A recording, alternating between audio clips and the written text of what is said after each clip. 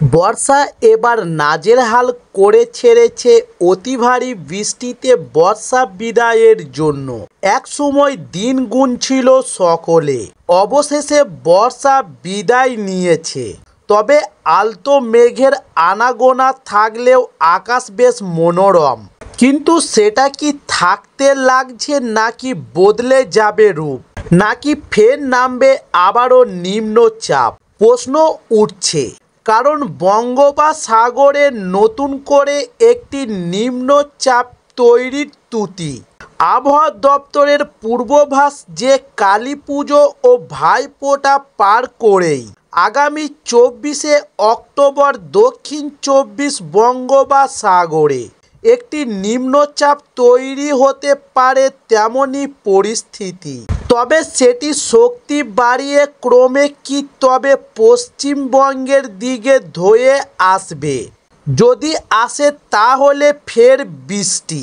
যদিও আবহাওয়াবিদেরা জানাচ্ছে এই নিম্নচাপটি শক্তি বাড়ানোর পর উত্তর পশ্চিম দিকে যাওয়ার কথা, তবে সেক্ষেত্রে পশ্চিমবঙ্গে তার প্রভাব পড়বে না, বরং অতি ভারী বৃষ্টির সম্ভাবনা বাড়বে তামিলনাড়ু সহ দক্ষিণ ভারতে।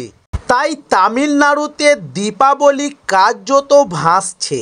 প্রবল বৃষ্টি হচ্ছে তামিলনাড়ু জুড়ে, অনেক জায়গায় বন্যা পরিস্থিতি সৃষ্টি হয়েছে। তাই আরব সাগরেও একটি নিম্নচাপ ঘনীভূত হচ্ছে। তাই আরব সাগর ও বঙ্গোপসাগরে জোড়া নিম্নচাপের ফলায় তামিলনাড়ু, কেরালা সহ দক্ষিণ ভারতে নতুন করে প্রবল বৃষ্টির মুখে পড়তে পারে বলে পূর্বাভাস রয়েছে।